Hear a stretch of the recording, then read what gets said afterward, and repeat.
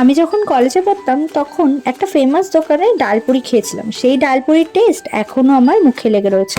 একদিনকে মাকে বলতে মা বললো, সে এমন কি ব্যাপার, চল বাড়িতেই বানিয়ে দিই।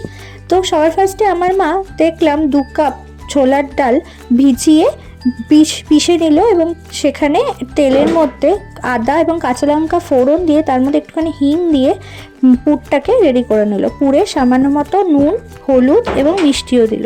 তারপরে ডোটার জন্য ময়দার মধ্যে 1 চামচ নুন, 1 চামচ চিনি এবং 1 চামচ বেকিং সোডা ও তেল ময়ান দিয়ে ভালো করে ডোটাকে বানিয়ে নিল এবং ঘন্টার জন্য রেস্টে রেখে দিল।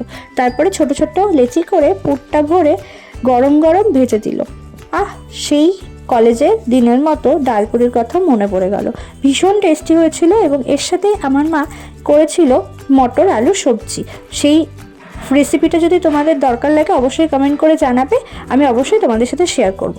এই রেসিপিটা তোমাদের কেমন লাগলো এবং তোমরাও এরকম ডালপুরি খেয়েছো কিনা অবশ্যই কমেন্ট করে জানাবে। ভালো লাগলে ভিডিওটাকে শেয়ার করবে। Tata, by.